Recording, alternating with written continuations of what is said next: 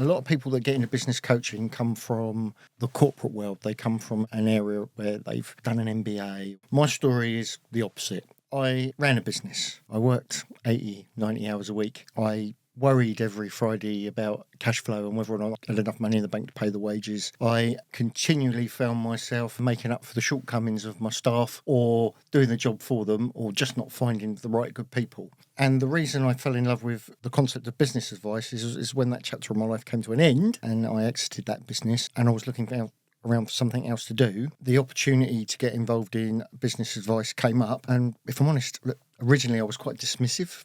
I was like, what do you know about my business? You'd have known nothing. But after some conversations and cajoling, very clever people showed me some very clever stuff. And I was like, oh my God, this is exactly what I needed in my business. And I just love it. And this is what I want to do for the rest of my life. So it was more, how do I express it? A lot of people come into business coaching with a bit of an ego because they think they know how to run a business and so they want to go and show other people how to do it.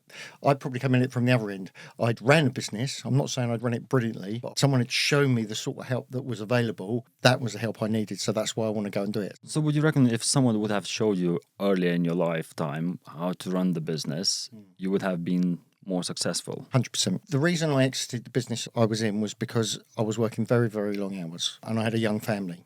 I met a guy last week, actually, I've just started working with, who's doing something very similar to what I used to do. He's working 7 days a week, probably pulling 12, 13, 14-hour days. He's got a 1-year-old and a 3-year-old. And he was telling me this story and I thought it was like looking in a mirror.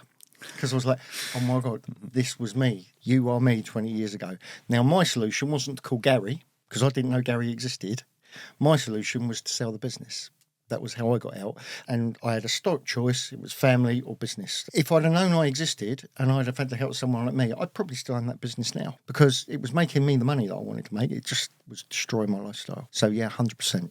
100%. The common challenges you see business owners facing today, and were those challenges different, let's say 4 years ago? The challenges broadly fall into 3 categories. The causes of the challenges might change, but the challenges are generally quite consistent. For the 20 years I've been doing this, during COVID, after COVID, and now, time, team, money. Generally speaking, a business exists to make our life better. That's why we do it. If it doesn't make our life better, we might as well get a job because it's harder than having a job. But what a lot of business owners find is instead of doing one job, they end up doing 2 jobs because they work on the day job doing the thing they do and then they run their business in the mornings and the evenings. It was like that before COVID.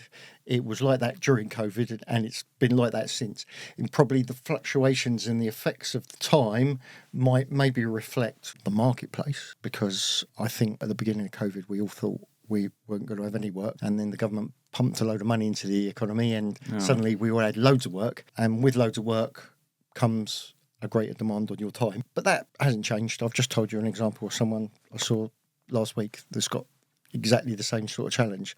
So time, team, good people want to work for good companies and they don't want to work for average companies. So if you want good people, you've got to do the things that good companies do. A lot of smaller businesses think that the stuff you ought to do to attract good people is for bigger companies, so they don't do it. And why would a good person work for a company that doesn't look after them or an average business? If you want good people, you've got to be a good business. So there's a lot of stuff around that and bad recruitment, and we recruit people in our own image, which I'm here to tell you now, if everybody in my business was like me, it would be a disaster. There's no doubt about it. The impact of a bad recruitment is just so bad. And yeah, I don't think that challenge has changed, nor do I think it will ever change. People is generally the hardest bit. And then, of course, money is the last challenge. And that can come from a variety of sources. If you've got too much work, people start to moan about cash flow, or it's easy to have lots of work and not make a profit because the busier you are, the less efficient you become. And therefore, you end up throwing money at problems rather than taking the time to think about them efficiently. If your debt collection systems aren't right, getting busier will mean you're owed even more money, even though on paper you're making a profit. And often, if you combine the 3, so if you're working 80 hours a week and you're paying yourself the same wage as you were going to get when you were employed, and you work out your hourly rate, you're probably better off stacking shelves. And there are more business owners out there today doing that than aren't. That I promise you. I belong to one of those. What is the general dream? Why they still do it? Do you think they stuck in the routine and they just don't know how to get out of it? Business owners, first and foremost, have some sort of entrepreneurial Spirit. spark, or they wouldn't do it. But broadly speaking, if you read the E-Myth, Gerber talks about the technician and the entrepreneur, and a lot of us start a business because we're good at the thing we do, rather than because we're good at running businesses. But once you get on the treadmill, once you get in the habit of getting up in the morning, getting on that treadmill, and running like crazy for 8, 9, 10, 11, 12, 13, 14, 15 hours a day, that becomes habit. And it's amazing what you can convince yourself is normal. You do a little bit of networking. I do a little bit of networking. And it's almost like a badge of honour sat around the coffee pot. People saying, oh, yeah, I worked 14 hours yesterday. Look at me. That's not clever. There's a husband or a wife at home or children at home that are missing you. They're not getting your time and they'll never get it back. Plus, sooner or later, your partner, your body or your doctor will tell you you're not allowed to do that anymore. But we just get into the habit, don't we? But the thing about running a business is our businesses and our lives are intrinsically linked. Certainly at the level that I work, there's very little separation between the two, because what happens in that business has a direct impact on your life, and what happens in your life has a direct impact on your business. It becomes a part of you. It's who you are. It's your identity. If you took away advice for business from me now, that's like taking away half my being, taking away my soul. 20 years work. The fear of failure and the fear of giving up probably holds people stickier place a lot longer than it should be. Than they should be. What are the key metrics business owners should focus to ensure they are on the right track? As you say, you can very quickly start running those 15 hours a day and becomes a new normal, but what are like the key metrics the business owners should look at to make sure that they are on track and they are better off than working for somebody else? The mistake a lot of people make is they only look at the finances. There are probably 5 key functional areas to my mind. Marketing, things we do to make the phone ring. Sales are the inquiries that we're converting into genuine business, and at what rate. If your conversion rate's 20%, i.e. 1 in 5 buys, you've probably got a sales problem. If every time the phone rings someone buys, you've probably got a marketing problem. You just need to get the phone ringing more. So there's some measurement to be done there. You should know how many leads you're generating. You should know how many you're winning. That's an obvious headline figure. You should also know how many leads you need to generate in order to hit sales target you need in order to fill your financial goals. And in terms of financial goals, there's loads, but the big one is break even. Far too many businesses do not know how much money they need to take every month to cover all their bills, exes. They don't know what the number is. And if you haven't got a target, if you don't know what you're going to do, then doing it becomes luck. And that is a scary way to run a business. So definitely break even in terms of finance. But what's the point of going to work just to break even? So really you need a target higher than that's a profit. But have a financial target or a sales target. Operationally, it gets a bit more complicated. Things like hours billed or units sold, rework and things like that need to be measured. For example, say you work for me and I'm buying 8 hours a day of your time. But at the end of the month, I work it out and I've only sold 4 hours a day of your time. Are you going to give me the 4 hours money back that I didn't get a bill? No, you're not, are you? No. So I need to make sure that I'm getting as close to billing the 8 hours that I'm buying as I can. And that's a metric a lot of business owners neglect. It's a really important one. A really important one. In fact, I was with someone today where 100% efficiency, they'd be absolutely destroying their break-even and their profit target. But they're running at 52%, so they're losing money. And it's not about how much they sell. It's not about how many leads they're generating. It's purely about project management. So that's a key metric too. And then in terms of HR, well, if you're a good employer, you'll be running performance appraisals, you'll be running supervisions, and you'll be monitoring whether your staff are achieving the action points on their own work and training plans. So there's basically five key areas main ones where you need measurements. Can you share an example of business turnaround after you have been involved with it? The interesting thing about what I do, and I've worked with over 150 different businesses, every business is different and every challenge is different. It's not my place to define success. That's up to you as the business owner. You tell me where you want to get to. It's my job to help you get there. And some of the most rewarding successes might not be the biggest. I can tell you stories of people where I've sat in a room and they've had like £200 in their back pocket and no idea how they're going to pay the bills, and now they've got £1 million plus businesses with 20, 30 staff. I can also tell you stories of people who've come to me like, I've been doing this for 20 years, I'm exhausted, I'm making no money and I want out. I've managed to turn them businesses around and either sell them or get them back to a point where actually they're like, why would I sell this? It's lovely. I can tell you stories of businesses where someone young and hungry has come to see me and they on a mission where we've either franchised the business and, I've got one that I turned into 20 franchises at its peak from a man in a van. So the challenges are different. The rewards are different. There's loads of great stories, but what's probably more important than the business side of the story is the human side. If we pick someone up who's working 80 hours a week and is probably better off working at McDonald's or stacking shelves, and we turn them into someone who works 25, 30 hours a week with more money than they've ever had in their life. It's not about the business metrics or the numbers. It's about the holidays that person's going to have, the house they're living in, the car they're driving, the time they get to spend with their children or their significant others. That's where the most rewarding part of being a business advisor lies. Stories of a woman who was working 80 hours a week, absolutely slaved for her business, and we packaged that up, sold it for a lot of money. Now she doesn't own the business, but spends all her time with her grandkids and has never got to worry about money again. Might be a better story than taking a business from a one-man band to 20 franchises with a £5 million turnover or something. Do you see what I mean? That guy's still a workaholic, where she's got a life. They're the most rewarding ones. Well, probably I should be fitting in somewhere in between that gap. You're not finished with me, with our business yet. No. I don't think you're ever going to be. But at the end of the day, I remember a time when I came to see you, and it was probably our lowest point. We didn't know what to do. No. And where we are now is a massive difference. And I have to say, like, if it wouldn't be for you, I wouldn't have a business. We wouldn't be sitting here today. It's all my fault. I'm sorry, Gary, but it's your fault. I still have to work. Fantastic for you, but also just fantastic for me because, yes, I get paid to do this, but I could get paid to do a lot of things. But to have that sort of story, that's amazing. Makes you feel good. What role does the company culture play in the business success, and how can it be cultivated? Huge.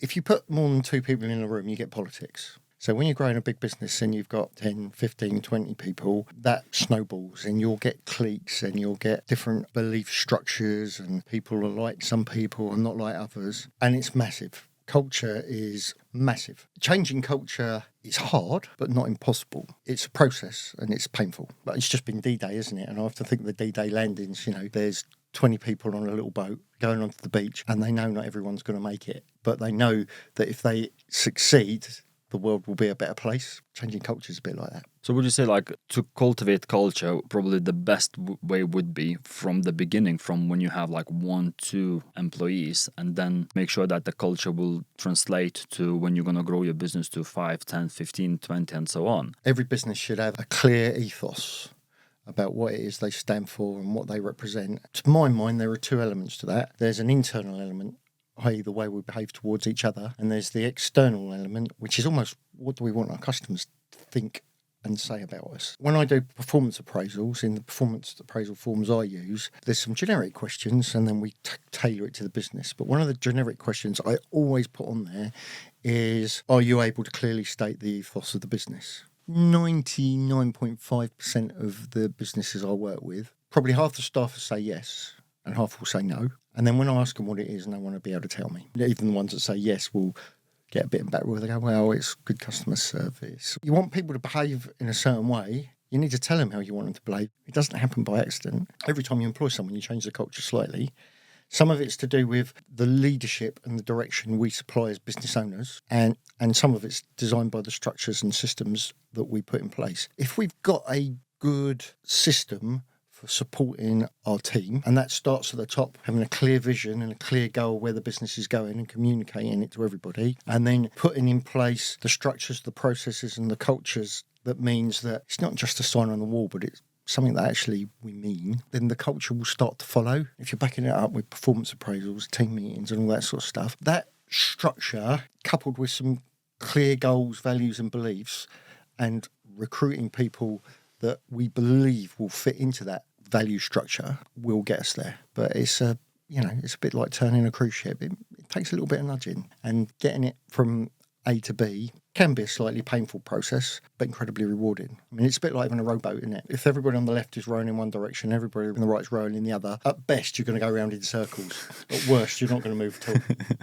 How important is for business owners to understand the financial statements and what they should be focusing on? Crucial. Everything starts with the numbers. Let's know the break even. Let's know the target. How much we got to sell in order to hit that target. How much does that mean? How many hours we got to sell, or how many units? If I don't know my numbers, then how am I going to know if I'm successful or not? How am I going to know? And what a lot of business owners do, they find out whether they've been successful or not 6 months after the end of the financial year when they have a meeting with their accountant. By the time they're making decisions based on that information, it's already out of date. Loads of stuff will have changed. Loads of stuff. And do you want to wait 6 months to find out you were doing well? And do you want to wait 6 months to find out you were doing better? So what do? We run our businesses through our bank account. Oh, there's money in the bank. I must be all right. Well, that is all right unless you've got 10 grand in the bank and you owe 30 to your suppliers. In that case, it's not all right. You might feel all right looking at it, but tomorrow you're going to have a nasty surprise when you've got a bill to pay. And let's say you've got £1,000 in the bank account and it feels rubbish, but you're owed 60 and that's going to get paid tomorrow. You're all right, but you feel rubbish. Running your business by your bank account is just a mistake. It's just a mistake. And we all do it. You can't hold all that information in your head. And yet business owners try. I'll sit down with them and have a conversation. They go, but so-and-so's promised they're going to pay on this day, and so-and-so's going to promise they're going to pay on this day. It amazes me how many businesses are unaware of this stuff. In my original business, there used to be a little black book. I'm going back to the time when,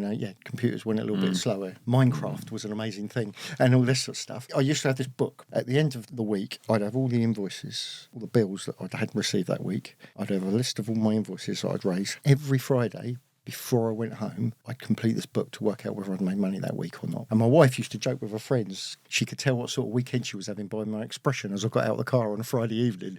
She was like, oh, we've made money this week. I'm going out for dinner. Or, oh dear, he looks miserable. I might avoid him. We've obviously had a bad week. But it was really important to know that, because if I wait till 6 months after the end of the financial year to know that, it's way too late to do anything about it. I can't change where I've been. I need the information in real time so that I can affect next week.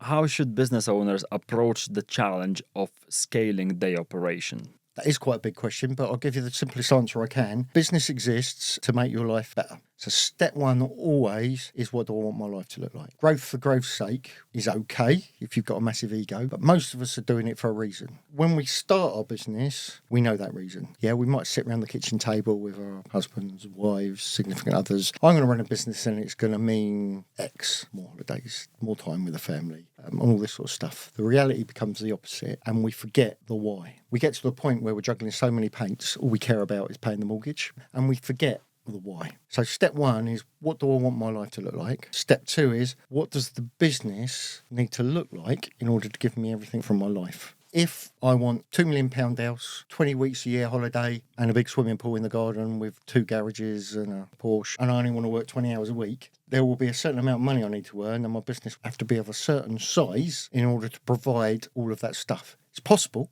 But step one is set them goals. Draw an organisational structure of what your business will look like when you hit your destination and it gives you everything you want from your life. Draw that organisation chart. This is what it's like, and these are all the different roles. That is the chart. So start with the end in mind is the short answer. Then work backwards. And what I'd say to business owners is, I'll never ever argue with you about where you want to get to. All we might argue about is how long it's going to take. And that would depend on how big that goal vision is. So start with the end in mind and work backwards. It's a lot easier. Scaling the operations, growing the business could mean two completely different things for two completely different businesses. 100%. One of my favourite parts of consulting is right in the early days when we do this goal setting stuff. People think I'm a little bit mad because they come in for help with their business and the first thing I do is make them go away and revisit their personal goals. And think, why are you doing that? Because that shapes the business. And I love that bit of the process. Running a business knocks the absolute stuffing out of us, doesn't it? And we forget that we're doing it to make our lives better. And all we focus on is there going to be enough money at the end of the month to pay the bills and for me to cover my mortgage? That's really, really sad. And that becomes normal. And you end up with a hairline like mine. Surviving is not enough to put yourself through the pain of running a business. I love that bit at the beginning where we're almost reawakening them dreams and desires that have been crushed by the weight of what we perceive to be reality. It's a bit like going into a dark room and drawing the curtains. It's a lovely part of the process. The importance of marketing, branding for the small to medium-sized business. Look,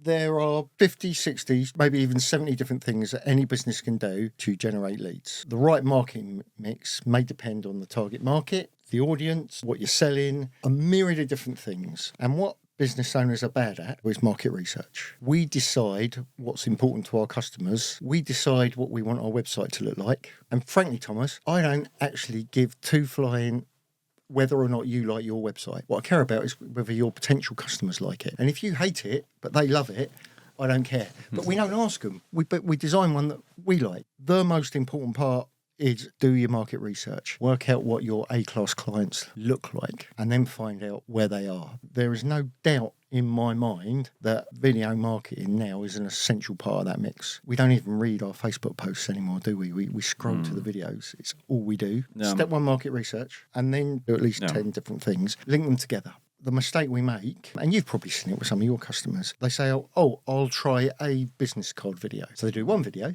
post it on all their social media, and then do nothing else ever again. How is that ever going to get them any work? What they're doing is they're buying an ego trip, aren't they? I've got a nice video.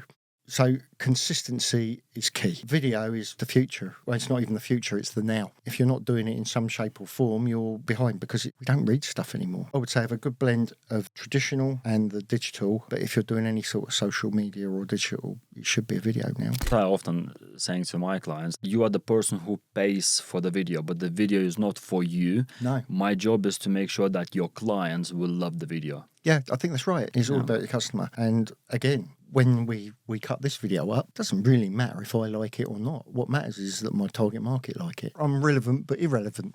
What are the common mistakes the business owners make when they are hiring or managing their employees? There are a lot of mistakes every business owners make. First one I've already alluded to earlier. We recruit in our own image. We recruit people we like, and we most of the time like people that are just like ourselves. That is a recipe for disaster because we need a complementary set of skills. If you're employing a salesperson, you want someone who's outgoing, friendly, likeable, possibly a little bit motivational. If you want someone who's going to edit your videos, you're probably going to want someone extremely artistic, with an incredible eye for detail, which I know you've got on your team, off the scale, quality sort of people. Generally, we recruit at the wrong time as well because we're working 80 hours a week and we need some help. Yeah, then it's a bit too late. So someone walks through the door and you say, can you make chairs? And they go, yes. You go, brilliant, you're hired, go and make chairs. A month later, you go and look at the chairs and realise they build their chairs with 3 legs because you've never shown them how you want your chairs made. Whose fault's that? And then we say, oh, well, that partially, we shouldn't have recruited them if they couldn't make chairs exactly the way we wanted it. So our recruitment process was wrong. And 2, we haven't trained them. Before I go and see a new business, I send out a questionnaire. And it's got about 20 questions just to get me a feel for what a business is good at, what it's bad, and also to help them start thinking about where their strengths and weaknesses are. And one of the questions is, how do you train your staff? And the number of times I see the words on the job training. Well, I'm here to tell you, on the job training means no training. What do good companies do? Good companies train their staff. What do average companies do? They don't train their staff. And training videos is a brilliant way of doing it. We use them in loads of different ways. Even in my own business, I don't know, I must have 20 videos of how to deliver a marketing session or how to deliver a what's-name session that I created. How to build a chair with 4 legs. Yes, yeah, first video I ever made. Recruiting someone into a job that requires skills without doing a skills test, I think it's just asking for trouble. But it happens a lot. The last part of it, I would say, is expectations. What you've got to remember is, as a business owner, over the years, you've made a lot of mistakes. A lot of mistakes. Speaking of myself, I made a lot of very expensive mistakes. But those mistakes have shaped your knowledge and experience and the way you do things until you do things as well as you can. We bring someone else in and we expect them to be as good as you day one. They haven't. You know, I've been doing this 20 years. Someone coming in to do this, they've got 20 years of catching up to do. Yet for some reason, when we recruit, we expect them to be as good as from day one with a little bit of on-the-job training. It's our fault.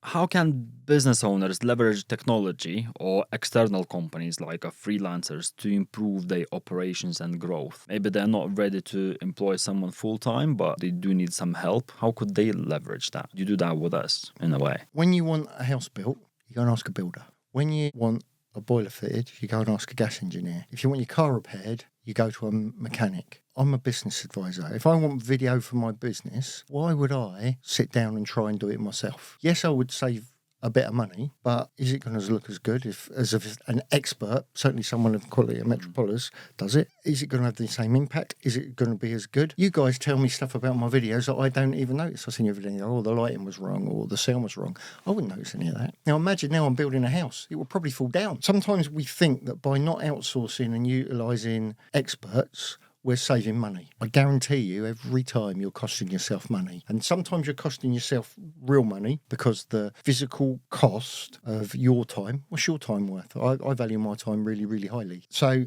If I think my hourly rate is £100 an hour and I spend 5 hours editing a video, that's cost me 500 quid. I send it to you guys and you charge 500 quid. I'll probably get 6 videos edited and it'll be miles better. So I'm much better off focusing on the thing I do well and trusting you to do that job. Again, I had this conversation earlier. I was with a business owner. He lost a staff member and his solution was to go back on the tools. The 2 months he's gone back on the tools, we've had our worst months in about 3 years, because the thing he's really good at nowadays is running a business and making sure all the work gets done and the invoices goes out efficiently and project managing. Even though he's worked probably harder than he's worked in 2-3 years, he's had a worse result. Okay, we couldn't employ someone that quick. We'd have been better off putting a subcontractor in that job and leaving you doing the thing you're brilliant at. It's kind of the same with recruitment, and it works with subcontracting and using outside services like yourself or anything, or even me. I wake up every morning and what I worry about is how I'm going to grow your business and how I'm going to grow someone else's business and how I'm going to make sure that there's money in your bank at the end of the month. And that is all I ever do with my time. I'm bound to be better at it because it's all I do. If you find someone who's really, really good at their job and it's a service you definitely need, employing the best person at that job to do it will always make you money. Always. Even if you think you can't afford it.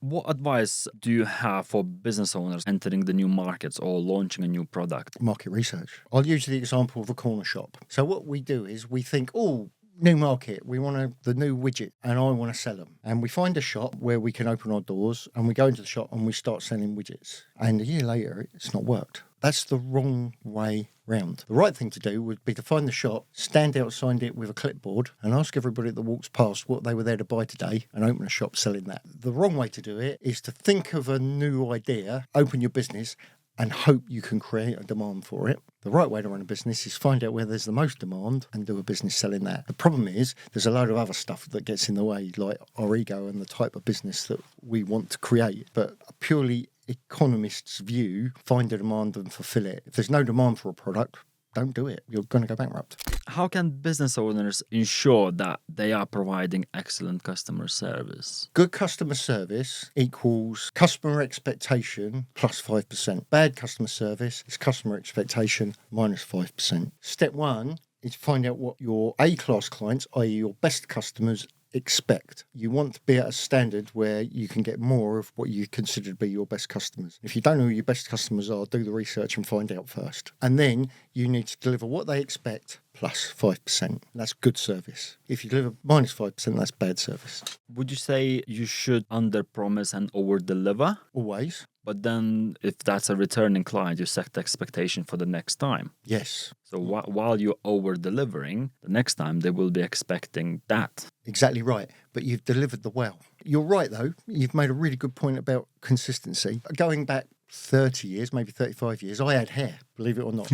I used to go to the hairdressers once a month that my dad had used his entire life. And when I first needed a real haircut, so my auntie didn't cut it anymore with a bowl, I went to the hairdresser with my dad and they cut my hair. And I started going there every month. Then one day I'm in the middle of Brighton, I'm waiting for a meeting and I've got an hour and a half to kill and I'm thinking, I do need a haircut. But the place I normally go to was right the way over the other side of town, so I didn't have time to get there and get back. And there was a hairdresser's just there and I thought, shall I give it a try? So I did. And I went into this hairdresser's. It was empty. It was quiet. There was a lovely fella in there. He sat me down, gave me a cup of tea, he gave me biscuits. We had a good laugh. He cut my hair probably as well as I've always had it cut, no real different. At the end of it, I walked out with a bag full of hair gels and products to try. And I felt like an absolute king. And I thought, that's it. I don't get that at the old place. I'm going there every time. The next time I walked in there, a month later, it was busy. He didn't recognise me. I didn't get a cup of tea. I didn't get biscuits. I didn't get products. Got exactly the same haircut and I walked out disappointed because he'd set that expectation. Good customer service is customer expectation plus 5%. But if you don't deliver it consistently or you can't deliver it consistency, don't do it at all because you're going to do yourself more harm than good.